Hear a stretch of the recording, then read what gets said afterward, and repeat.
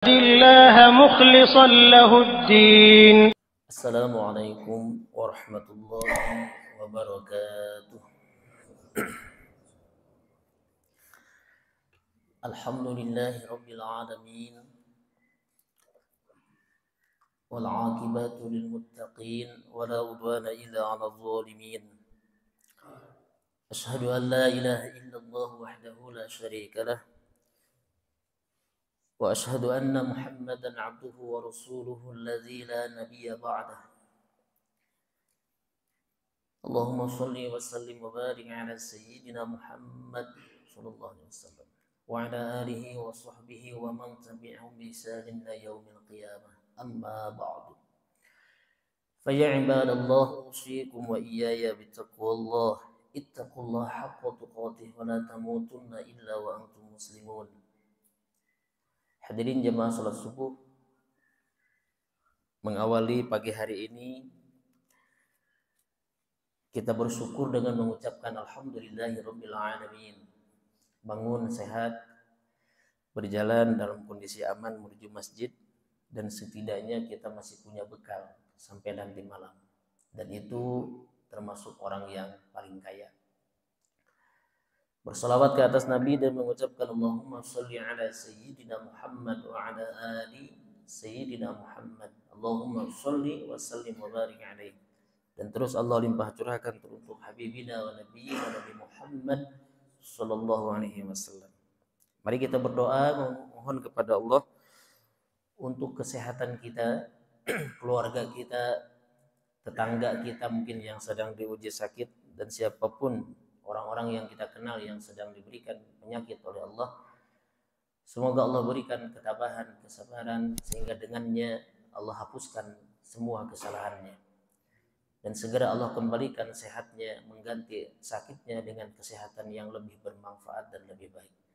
Ala hadiniha wa ala kulli niyatin shalihah. Allahumma qdi hawaijana wa taqabbal du'ana. Nas'aluka al-ijabah. Al-Fatihah. أعوذ بالله من الشيطان الرجيم. بسم الله الرحمن الرحيم. الحمد لله رب العالمين الرحمن الرحيم مالك يوم الدين إياك نعبد وإياك نستعين اهدنا الصراط المستقيم صراط الذين أنعمت عليهم غير المغضوب عليهم ولا الضالين. Amin. Yang kedua, kita mohon kepada Allah wabil khusus untuk kesehatan kita. Allahumma afina fi badanina, ya Allah sehatkan badan kami. Wa afina fi sam'ina wa basurina, sehatkan pendengaran dan penglihatan kami. Wa afina fi kulli jawarihina, ya Allah sehatkan seluruh anggota tubuh badan kami. Allahumma inna na'udzubika mirhil ahmar, ya Allah kami berlindung kepadamu dari penyakit angin duduk, angin merah. Wa dammil aswad, dan berlindung kepadamu dari penyakit darah hitam stroke. Wada'il akbar, dan berlindung kepadamu ya Allah dari segala penyakit yang berat-berat. Birahmatika ya arhamar rahimin. Nas'alukal ijabah. Al-Fatihah. A'udzu billahi minasy syaithanir rajim. Bismillahirrahmanirrahim. Alhamdulillahi rabbil alamin arrahmanir rahim maliki yaumiddin iyyaka na'budu wa iyyaka nasta'in ihdinas siratal mustaqim siratal ladzina an'amta 'alaihim ghairil maghdubi 'alaihim waladdallin. Amin. Istajib doana. Semoga Allah mengabulkan doa-doa kita. Hadirin jamaah rahimakumullah, inilah yang disebut sebagai bagian daripada target dan kehendak Allah. Sudah disampaikan di pembahasan tafsir tematik, tetapi pagi hari ini kita akan melanjutkan pembahasan kita berkenaan dengan tema-tema di kitab Riyadhus Shalihin. Jadi di tafsir tematik 2 minggu yang lalu, kita mesti punya target, kita mesti punya keinginan, punya cita-cita, punya tujuan, ya. Mungkin ingin sehat juga bagian daripada target kita. Kita ingin apa? Hal-hal yang lainnya selama itu tidak bertentangan dengan syariat Allah, tetapi disampaikan 2 minggu yang lalu di antara hakikat pengabdian diri kita kepada Allah apa? Tidak memastikan keberhasilan target melainkan dengan kehendak Allah. Sehingga target-target kita, tujuan kita, keinginan kita tidak semata disandarkan hanya dengan kemampuan kita. Tidak semata hanya disandarkan dengan apa yang kita miliki. Pasti saya mah piraku teuing henteu. Nah, tetapi jangan lupa hakikat itu apa? Senantiasa menyandarkan dengan kehendak Allah. Hadirin yang dirahmati Allah, pada pagi hari ini ada sedikit nyambung, ada sedikit hampir mirip-mirip di bab yang akan kita bahas. Itu babul mujahadah. Ya, bab tentang mujahadah. Mujahadah itu bersungguh-sungguh. Di dalam bahasa Arab itu ada istilah fikih, misalkan ijtihad. Nah, ini akar katanya sama dengan mujahadah, memiliki akar kata yang sama. Kalau ijtihad itu kan badlul wus'i fi naili hukmin syar'iyyin bi tariqil istinbat minal Qur'an was sunnah. Mengerahkan segala kemampuan, ya kan? Itu ijtihad. Mengerahkan segala kemampuan untuk mendapatkan meraih hukum syariat, hukum syara, bitorikin minal Quran was sunnah, dengan jalan pengambilan istimbatul ahkamnya, pengambilan hukumnya dari Quran dan sunnah. Itu dalam istilah bahasa Arab disebut ijtihad. Tingkatan yang agak tinggi, lebih tinggi. Nah, kita ini ada 2 kemungkinan. Kalau tidak muqallid, mungkin muttabi'.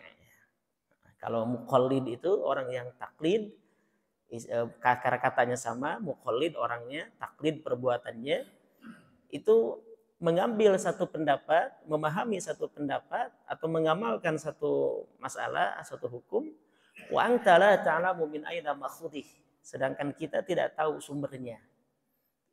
Lamun cek orang Sunda mah naon tuturut ustad gitu. Tuturut jalmi gitu ya. Jadi ikut-ikutan saja. Nah, ini perayaan malam tahun baru juga itu berkenaan dengan akidah. Awas jangan taklid, jangan asal rame. Jangan asal tuturut saja. Rame, kumaha ramena. Nah, ini hati-hati ya. Sebab di situ ada masalah akidah yang akan bisa membahayakan anak-anak kita. Jangan asal-asalan. Sehingga ulama-ulama sekarang itu mengambil jalan saddu zari'ah. Saddu zari'ah itu apa? Untuk menutup kemungkaran, menutup jalan keburukan. Barudak ya ngayakeun di luaran sana, maka dibikinlah pengajian, dibikinlah renungan akhir tahun. Nah, sebagai saddu zari'ah. Tidak, Rasul tidak melakukan itu persis wae. Kan selama tidak bertentangan dengan dalil dan ada dalilnya, muhasabah juga ada dalilnya. Waktunya tidak selalu harus persis, tapi itu silahkan. Mau sendiri-sendiri boleh, mangga. Mau masing-masing juga silahkan. Mau bareng-bareng juga tidak ada salahnya, insya Allah. Nah, Bapak Ibu yang dirahmati Allah, jadi itu kebalikan daripada muqallid atau lawannya apa? Muttabi'. Ya, muttabi' atau ittiba'. Ittiba' itu apa? Bedanya sedikit saja. Kalau kita mengambil hukum, melaksanakan perintah Allah atau melaksanakan syariat-syariat, kita mengikuti siapa? Wa anta ta'lamu min ayna makhudih. Dan kita tahu dari mana sumbernya. Setidaknya kita pernah dengar, kita pernah baca, kita pernah disampaikan oleh guru-guru kita. Itu insya Allah setidaknya muttabi'. Muttabi' tentu kepada orang yang mujtahid, kepada orang yang ahli di bidangnya. Nah, tingkatan yang tingginya ijtihad tadi atau mujtahid. Dia bersungguh-sungguh dalam meraih hukum-hukum syariat. Dia memiliki keahlian di bidang Quran, ya kan? Tafsirnya, di bidang hadis, ulumul Qurannya, ulumul hadisnya, rijalul hadisnya dan lain sebagainya. Kemudian dia mampu mengambil satu kesimpulan dengan istihsan, dengan kias, dengan istishab, dengan apa lagi lain sebagainya, istishab, masalah mursalah dan lain sebagainya. Nah, hasilnya itu hasil daripada ijtihad. Banyak contohnya hari ini. Ya, banyak contohnya. Saya tidak akan membahas contohnya karena bukan pada pembahasan kita. Ini hanya mengambil akar kata daripada mujahadah atau ijtihad bersungguh-sungguh. Ada dalil Al-Quran dalam surah Al-Ankabut ya, di ayat ke-69. Al-Ankabut itu surah ke-29 kalau tidak salah ya, atau surah ke-29 betul. Di ayat ke-69 ada kalimat ini atau kalimat yang akar katanya mujahadah. Nah, Allah Subhanahu wa taala berfirman, "Walladzina jahadu fina lanahdiyannahum subulana wa innallaha lama'al muhsinin." Apa kata Allah? Dan orang-orang yang berjihad bersungguh-sungguh dalam hal apa? Fina, itu untuk mencari keridhaan kami, kata Allah. Bersungguh-sungguh dalam rangka mencari keridhaan Allah. Ya, bersungguh-sungguh dalam rangka melaksanakan kebenaran. Bersungguh-sungguh dalam rangka mencari rahmat Allah, maka lanahdiyannahum subulana. Kami benar-benar akan tunjukkan kepada mereka jalan-jalan kami. Nah, inilah yang disebut oleh para ulama. Kalaupun saya kontekskan dalam istilah ijtihad, benarnya hasil ijtihad itu mendapatkan dua. Seandainya salah hasil ijtihad seseorang itu, seorang ulama itu, maka dia mendapatkan satu kebaikan. Dan luar biasanya ijtihad seseorang, dia menghasilkan sebuah hukum. Lamun di NU namanya majlis apa? Di Muhammadiyah majlis tarjih Muhammadiyah. Kalau di NU apa? Bahsul masail. Ada kan? Bahsul masail betul ya? NU. Bahsul masail. Di Muhammadiyah tentang majlis tarjih. Beberapa bulan yang lalu guru saya mengadakan bahsul masail tentang sholat Jumat yang ada di sekitar Al-Jabar. Gitu apa hukumnya. Sedangkan Al-Jabar ini masjid baru gitu kan. Lalu menggerus masjid-masjid yang sudah ada. Gimana hukumnya Jumatan di luar gerbang itu kan ada masjid juga tuh. Itu sempat guru saya ngadain bahsul masail. Apa hukumnya? Itu diantara contoh-contoh finaili hukmin syar'in, istimbatil ahkam, mengambil hukum. Apa hukumnya mengadakan Jumat lagi ini tuh kan. Sedangkan di sini ada masjid yang besar. Atau di sekitar Masjid Al-Jabar. Kan banyak masjid-masjid pakai Jumat. Sedangkan itu ada masjid jami, bahkan lebih jami lagi, kan lebih besar lagi. Itu sempat mengadakan bahsul masail. Nah, bahsul masail itu dalam rangka apa? Ijtihad, pengambilan satu kesepakatan ya dari hukum-hukum yang ada di sekitar kita yang perlu diberikan hukumnya. Yang mesti diberikan hukumnya. Dalam Muhammadiyah ada majelis tarjih Muhammadiyah misalkan. Kalau di Persis apa namanya? Saya lupa. Nah, itu ada, setiap organisasinya ada. Itulah ijtihad. Nah, benar hasil ijtihadnya Allah berikan dua. Salah pun Allah berikan satu karena ada kesungguhan di situ. Dan luar biasanya hasil ijtihad satu ulama tidak bisa dibatalkan oleh ijtihad yang baru. Ada kaidah disebutkan al-ijtihadu la yunqadu bil ijtihad. Ijtihad yang pertama tidak bisa dibatalkan oleh ijtihad yang kemudian. Ini yang kadang kita terserempet dengan istilah organisasi.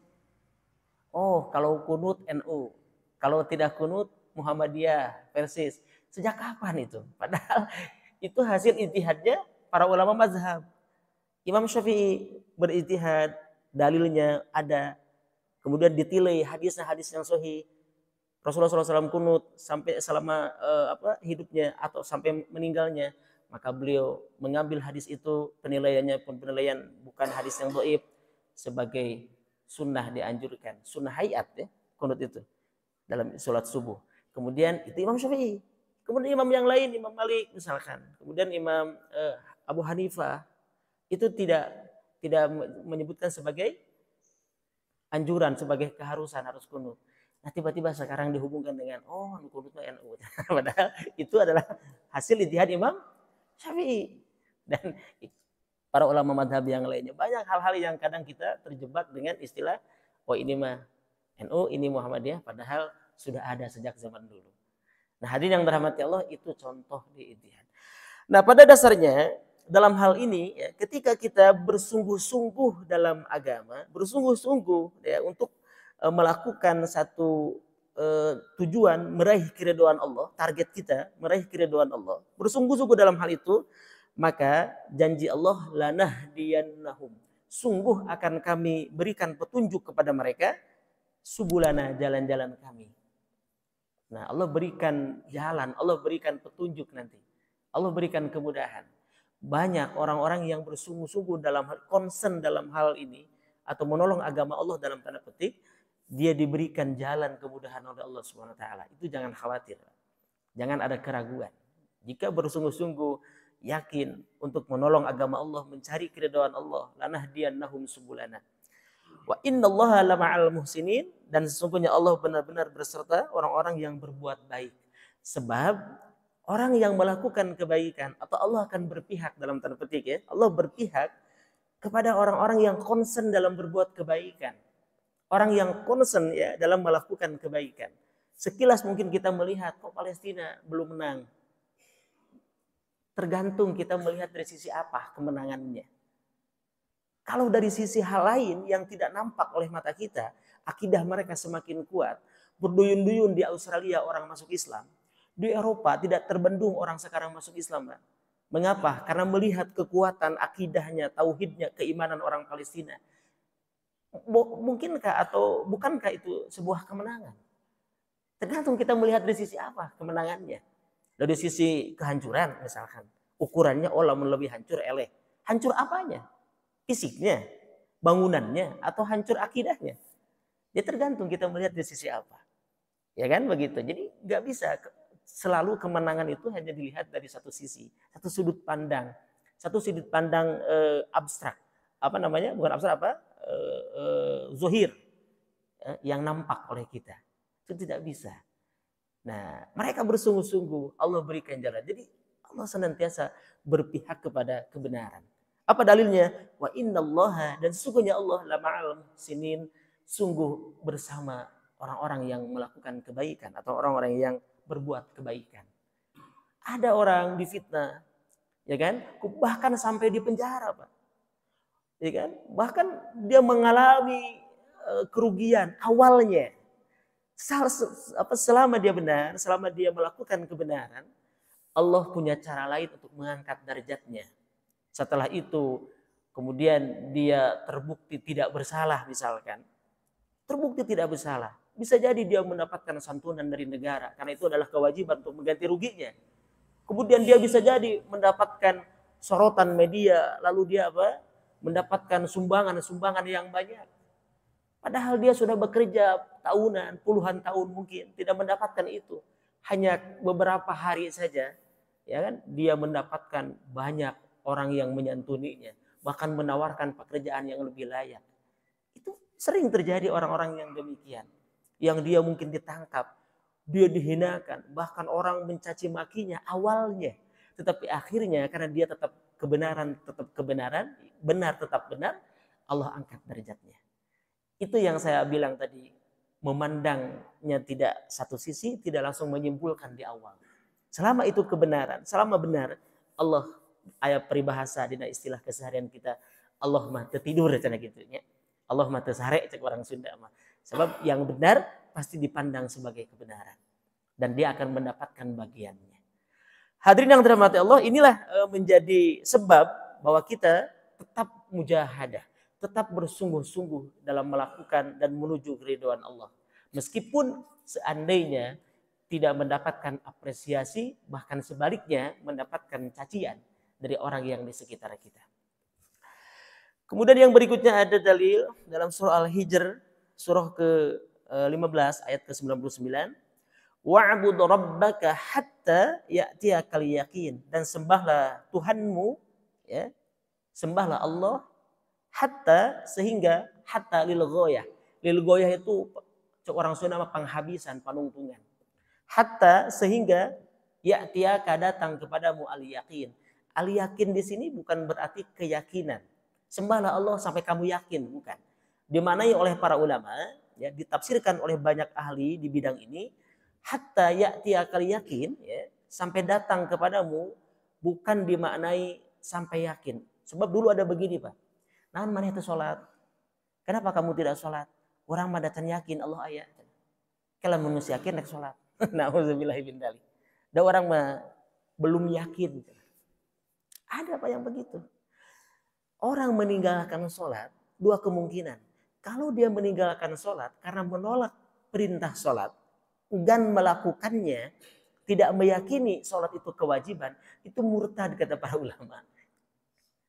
Tapi kalau meninggalkan sholat, dia masih meyakini sholat itu kewajiban dan perintah Allah. Tapi dia malas melakukannya, menurut pandangan ahlu sunnah wal jamaah, dia tetap muslim. Tetapi dia harus disuruh untuk bertobat. Dia harus disuruh bertobat oleh siapa? Oleh penguasa di tempatnya itu. Nah, oleh ketua DKM mungkin dalam hal ini. Dia harus ustutiba disuruh untuk bertobat. Itu dia tidak murtad kalau dia malas. Dan seandainya dia jahil meninggalkannya, malas dan jahil, bahkan sebagai ikhtiar boleh dia mengqodoknya. Dia qodok saja sebagai ikhtiar. Dulu dia jahil, kejahilan tapi meninggalkannya kejahilan, menganggap tidak terlalu penting karena kebodohan dia. Maka sebagai ikhtiar dia, sebagian ulama menyebutkan dia qodok sekarang sholatnya yang pernah dia tinggalkan. Bagaimana cara mengqodoknya? Dia ulangi sholatnya 2 kali setiap dia sholat. Cara yang paling mudah untuk mengqodoknya. Itu ada yang sampai demikian para ulama. Saking wajibnya apa? Sholat. Tapi kalau meninggalkannya karena memaknai bahwa saya belum yakin terhadap Allah, saya tidak yakin sholat itu wajib, na'udzubillahi min dzalik, maka orang-orang yang demikian bukan lagi disuruh sholat, tapi disuruh syahadat lagi dia. Harus disuruh syahadat lagi dia. Hadirin yang dirahmati Allah. Lalu apa makna hatta ya'tiyakal yakin, sampai datang kepadamu keyakinan? Maksudnya apa? Sampai ajal tiba. Sampai apa? Ajal tiba. Kan ada istilah ainul yakin, berarti kita melihat betul-betul apa yang terjadi. Ada hakul yakin. Nah, itu tingkatannya lebih tinggi lagi. Nah, itu ada yang mengatakan hakul yakin itu kematian. Nah, itu. Hadirin yang dirahmati Allah, ini memberikan mana apa? Beribadah, menyembah Allah harus mujahadah. Hatta ya'tiyakal yakin, sampai kapan kita beribadah kepada Allah, menyembah Allah, sampai datang ajal kita. Ajal, waktu, Pak. Beberapa hari yang lalu ada jamaah pulang umroh. Kemudian dia sampai di masjid, sholat sunnah di masjid itu, di titik kumpulnya. Beres sholat sunnah meninggal dunia. Sudah sampai di masjid, sudah sampai di Bandung. Meninggal dunia sudah sampai. Pulang umroh. Sampai keluarganya mau menjemput kepulangan dia di perjalanan. Pulangnya membawa jenazah. Akan begitu. Ada juga 2 hari yang lalu jamaah dari Lampung. Dia umroh. Paling muda di grup itu. Dia pulang. 2 hari kemudian meninggal dunia kecelakaan di motor. Padahal naik pesawatnya tidak kecelakaan. Itulah ajal. Hatta ya'tiyakal yakin, sampai ajal itu datang.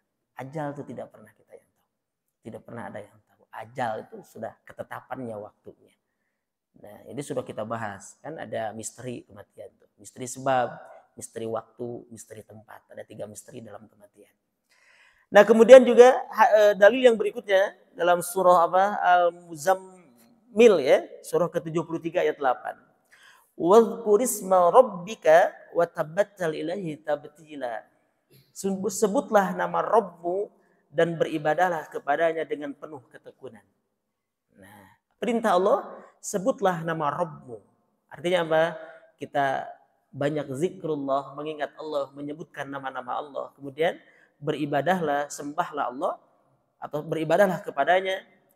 Wa tabattal ilaihi tabtila dengan penuh ketekunan, mujahadah, bersungguh-sungguh. Orang yang demikian tentu Allah akan berikan lanahdiyannahum subulana. Allah akan berikan petunjuk jalan, ya, fina, orang bersungguh-sungguh di jalan kami, kata Allah. Kemudian famay ya'mal mithqala dzarratin khairan yarah. barang siapa yang mengerjakan kebaikan seberat zarrah pun, zarrah dimaknai sebagai timbangan yang paling ringan. Jadi zarrah ini tidak ada bentuknya. Zarrah itu sebagai kata atau kalimah menunjukkan kepada sesuatu yang paling ringan, yang paling kecil. Jadi, faman ya'mal mithqala dzarratin, barang siapa yang mengerjakan kebaikan seberat zarrah pun, sehingga diartikannya zarrah lagi. Orang Sunda dulu guru kita mengartikan saberat sikisawi. Sikisawi masih kan gede gitu. Nah, atau mungkin sekarang ada penemuan terbaru seberat atom. Bahkan ada yang lebih kecil dari di bawah atom, apa partikel apa. Nah, kita tidak tahu. Tetapi zarrah sebagai simbol apa? Timbangan yang paling minim. Di bawah gram apa? Miligram. Di bawah miligram apa? Nanogram. Atau apa? Kan ada yang lebih kecil lagi, yang lebih kecil lagi. Nah, melakukan kebaikan sekecil apapun, niscaya dia akan melihat balasannya kelak. Itu dengan kalimat apa? Khairoy, kebaikan, yarohu. Niscaya dia akan melihatnya kelak. Sehingga kata Imam Al-Ghazali, jangan pernah menyepelekan kebaikan sekecil apapun. Sebab boleh jadi Allah ridho dengan kebaikan yang kecil itu. Jangan pernah menyepelekan kebaikan sekecil apapun. Ya. Dan sebaliknya jangan pernah menyepelekan keburukan sekecil apapun. Sebab boleh jadi ketika melakukan keburukan yang kecil itu Allah murka kepada kita.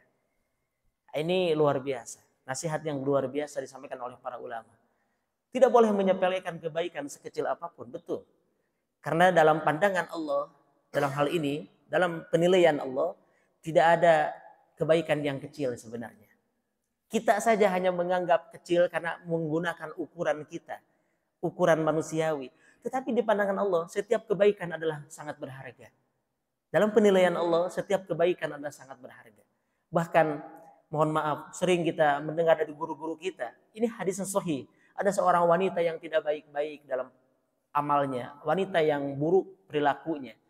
Dia memang tidak mengucapkan nawaitu atau niat saya, misalkan.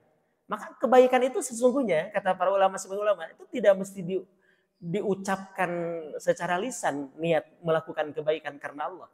Sebab itu akan melekat kebaikan itu dengan bersama dengan Allah. Innallaha lama'al muhsinin. Kebaikan itu sesungguhnya akan berintegrasi lah gitu, bersinergi dengan Allah. Ada seorang wanita yang tidak baik-baik. Lalu dia terbersit melihat seekor binatang. Seekor binatangnya bahkan binatang yang tidak dimuliakan oleh syara dalam istilah fikih. Seekor anjing. Menjulurkan lidahnya. Cukup ramah ngelel. Kunaon sababna? Sebab kehausan. Berinisiatif wanita itu. Dia turun, dia membuka sandalnya, sepatunya, dia turun mengambilkan air, lalu dia menyuapkan air itu, memberikan minum ke binatang tersebut. Ya kan? Meminumkan air itu. Kemudian atas perbuatan kebaikannya yang dianggap oleh kita sepele dalam pandangan manusia, pirage cara minum ke anjingnya gitu. Tetapi anjing juga adalah makhluk Allah. Ya kan? Anjing juga adalah ciptaan Allah. Kemudian kondisinya dia sangat kehausan, dia tidak mampu untuk menuruni tempat itu untuk mengambil air. Diberikanlah air. Maka dengan rahmat Allah, sekali lagi dengan rahmat Allah, dia mendapatkan ampunan dosanya dari Allah Subhanahu wa taala. Karena apa? Karena dia berbuat kebaikan. Yang dalam pandangan kita perbuatan yang biasa saja.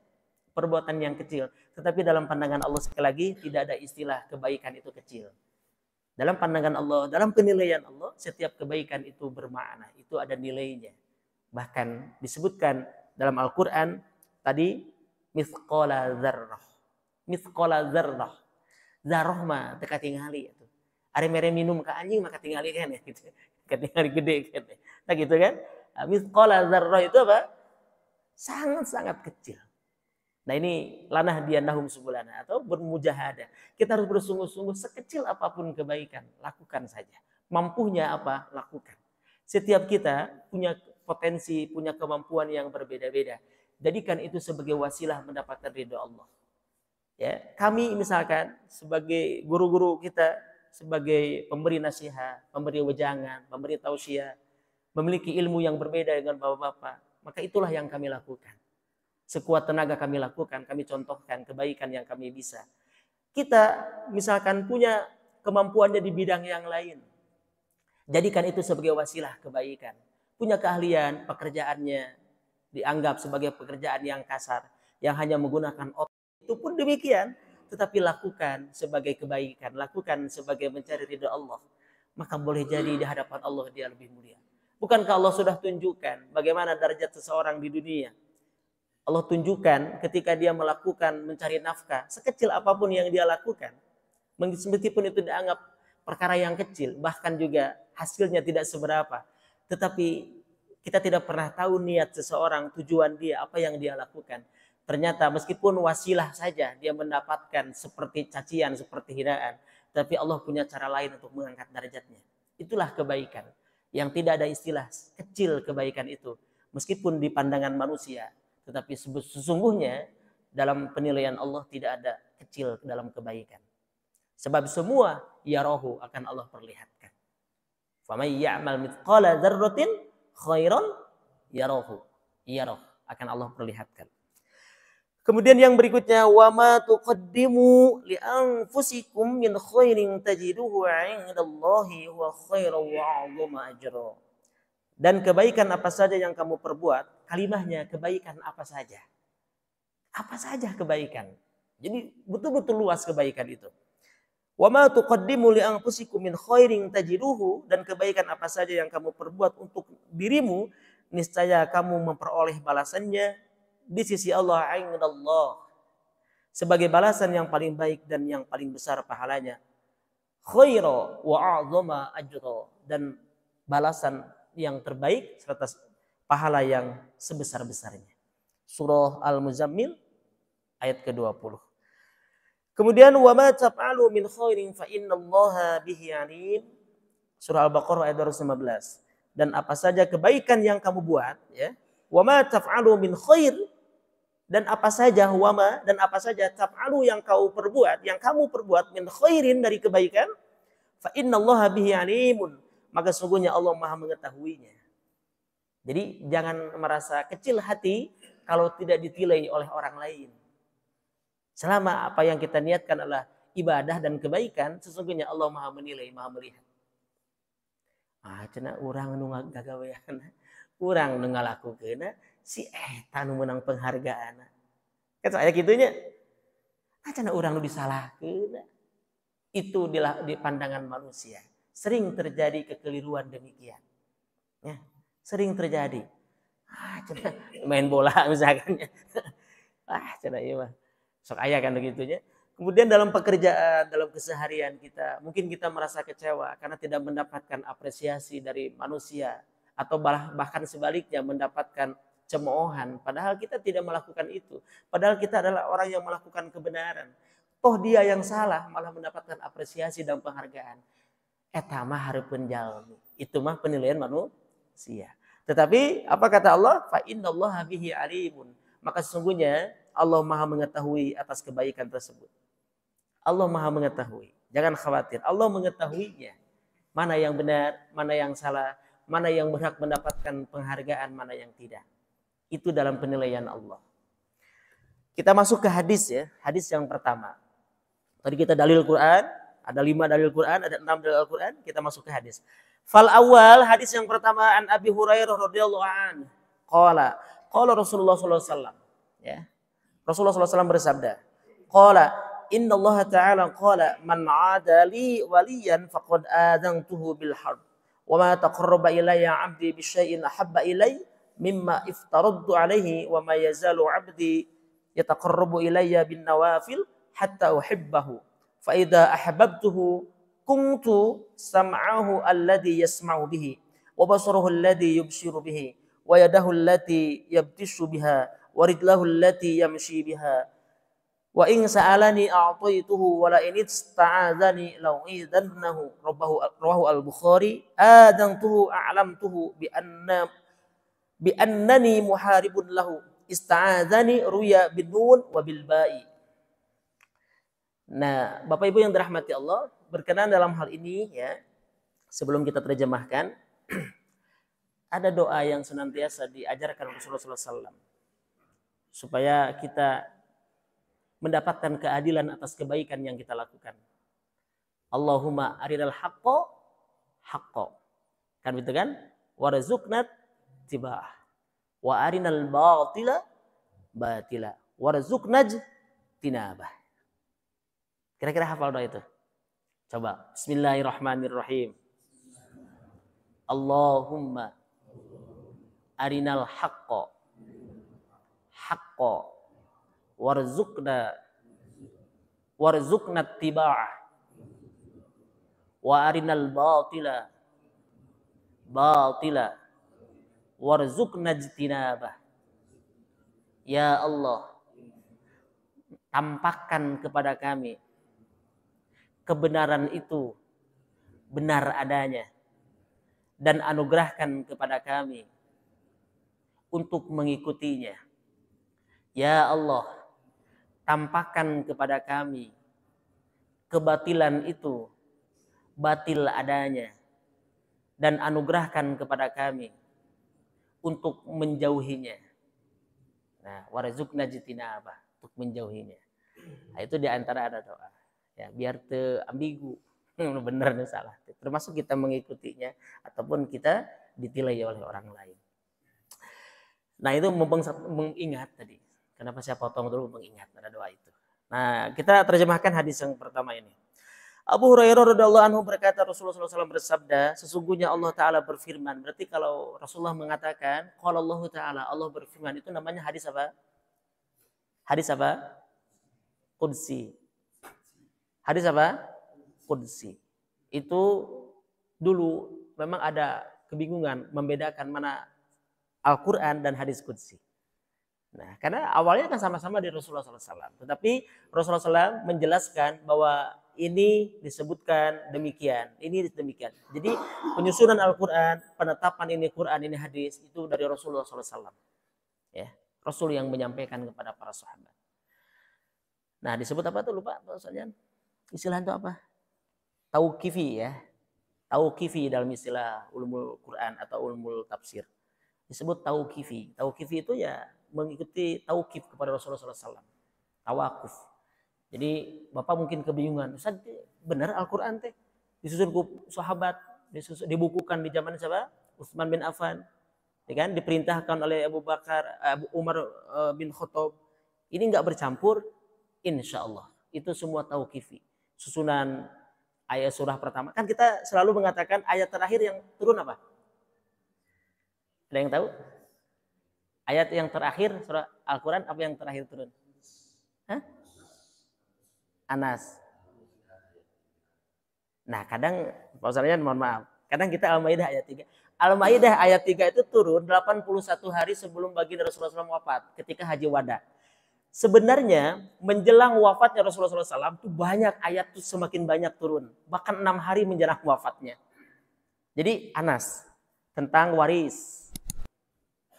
Ya. Ada juga ayat-ayat tentang keluarga. Sesungguhnya kadang kita betul ada guru-guru yang menyampaikan al-yauma akmaltu lakum dinakum wa atmamtu alaikum ni'mati wa raditu lakumul islam madina, kan begitu. Al-Maidah ayat 3. Itu ayat itu bukan ayat yang terakhir menurut banyak ahli tafsir. Ya, menurut banyak ahli tafsir. Terutama saya lihat Imam At-Tabari, kemudian juga Ibnu Katsir, dia tidak menyebutkan itu sebagai ayat yang terakhir. Mengapa? Karena setelah itu 81 hari bagi Rasulullah SAW wafat, hampir 3 bulan, Mbak. Kalau hitungan Hijriah mungkin 3 bulan kurang sedikit. Itu justru sebelum baginda wafat itu banyak ayat yang turun. Banyak ayat Quran, termasuk ayat waris. Di antaranya surah An-Nisa tadi. An-Nisa ya, betul, waris ya, kalau tidak salah. Nah, Bapak Ibu yang dirahmati Allah, kita tidak akan membahas itu. Ini jadi sekali lagi kita yakin susunan Al-Quran meskipun surah tadi tidak disimpan di akhir, bahkan surah yang terakhir adalah surah An-Nas, itu semua tauqifi atas perintah siapa? Rasulullah SAW, tentunya berdasarkan wahyu, bimbingan dari Allah. penyusunan Al-Quran, surahnya yang pertama, yang kedua, yang ketiga. Kenapa Al-Fatihah? Kenapa Al-Baqarah yang kedua? Kan begitu. Kenapa Ali Imran? Kenapa An-Nisa, Al-Maidah, dan lain sebagainya misalkan. Kemudian Allah Ta'ala berfirman, barang siapa yang memusuhi waliku, kata Allah, maka aku nyatakan perang terhadapnya. Tentu perang di sini jangan dimaknai secara zohir Allah nampak berperang. Ya, ini ada majaz ya, sebagai majaz perumpamaan. Allah berperang dalam artian Allah memusuhinya. Hanya pertanyaannya siapa wali Allah itu? Bahkan ada pandangan tidak ada yang tahu dia itu wali kecuali wali juga. Itu juga. Jadi kadang kita juga bingung ya. Saya enaknya pakai wali. Kita juga wali ya, wali murid atau wali nikah. Wali apa? Wali adolnya, wali mujbir. Ini sekarang mudah itu waliullah kan itu kan. Saya kadang juga bingung. Nah, wali itu seperti apa? Memang ada waliullah ya, yang Allah berikan dia apa? Kelebihan, berikan dia, kalau nabi itu kan mukjizat. Kalau dia apa? Karomah. Kemudian ada lagi di bawahnya apa? I'anah.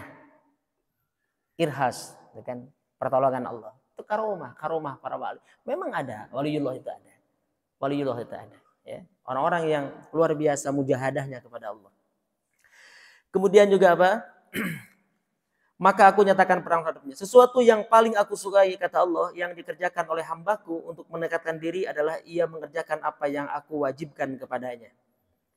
Sesuatu yang paling aku sukai, kata Allah, apa yang dikerjakan oleh seorang hamba kepadaku, apa kata Allah? Dia mengerjakan apa yang aku wajibkan kepadanya. Dan tidak henti-hentinya hambaku mendekatkan diri kepadaku dengan amalan-amalan sunnah.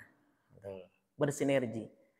Dia senantiasa menjaga kewajibannya dan tidak berhenti melakukan amalan sunnah. Nah, orang-orang yang demikian itu jadi wali Allah nanti. Dia jadi waliullah. Ya. Wali-wali Allah ini sudah kosong, dia tidak lagi menginginkan dunia. Disebutlah oleh para sufi disebut ijdab, majdub. Majdub itu dia sudah tidak butuh dunia lagi. Ada yang mengatakan demikian. Tetapi dia dimudahkan apapun yang dia inginkan diberikan. Tapi wallahu a'lam bishawab, saya tidak tahu. Karena yang tahu hanya para wali lagi begitu ya. Tapi karomah-karomahnya itu bisa diceritakan dari pengalaman-pengalaman orang yang melihatnya atau menyertainya. Itu kadang demikian. Oh, dia bisa mengubah tanah menjadi emas. Oh, dia bisa mengubah buah cengkaleng jadi emas kan zaman dulu kan. Itu wallahu a'lam bishawab. Beras, tanah pasir menjadi beras. Karena cerita-cerita Wali Songo kan. Itu wallahu a'lam bishawab. Atau sebaliknya, ketika orang mengatakan seorang